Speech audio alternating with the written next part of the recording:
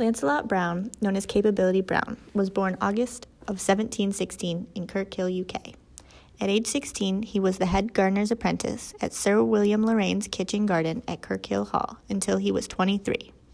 In 1741, Brown joined Lord Cobham's gardening staff as under gardener at Stowe, Buckinghamshire, where he worked under William Kent.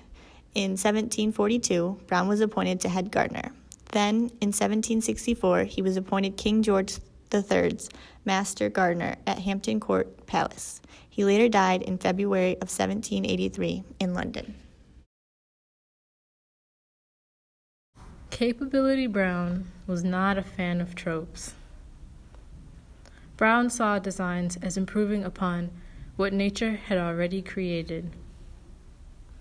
He was more concerned with the beautiful, which was more controlled and regulated landscapes, rather than the sublime, which is closer to what a natural landscape looks like. These are both ways of viewing landscapes within the English School of Landscape Design. Brown's designs were placid and safe, and they were places in which you could view yourself in. Examples of this are Blenheim Palace and Chatsworth Estate. Brown created an estimated 170 landscapes in England, many of which still remain. Petworth in Sussex is one example of Brown's designs. His lawns tend to look natural, as if they've always been there.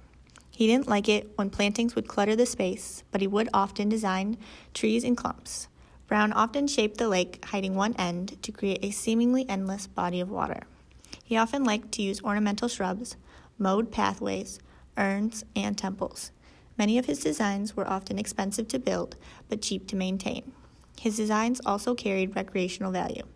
His open fields provided an ideal environment for hunting and shooting. The land became a productive and enjoyable site, while its natural beauty was enhanced.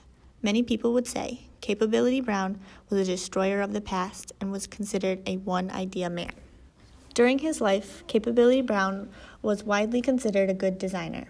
It wasn't until after his death that he received many criticisms. In 1816, 100 years after his birth, his landscapes were considered overly perfect and boring. By 2016, the general consensus was once again that Brown was one hell of a landscape designer. But since the 1800s, Brown's serpentine lines were no longer considered natural compared to the jagged lines that were considered natural at the time. The most common criticisms that span over many of Brown's designs was his decision to place grass all the way up to one side of the building. At Dawson Park, cows would be seen defecating right outside of the building's windows. There were many criticisms of Brown's specific landscapes. His drawings don't show changes he made to landforms, and they mostly just show the lakes he designed. Scampsons and Corsham Court are easily mistaken for farmland. At Sherbone's Castle, the lake effect of the flora and fauna of the space was not taken into consideration with the design. At Trentham, Brown didn't add much other than the lake. Finally, at Harewood, the composition would be lacking without the terrace added by Charles Barry in the 1840s.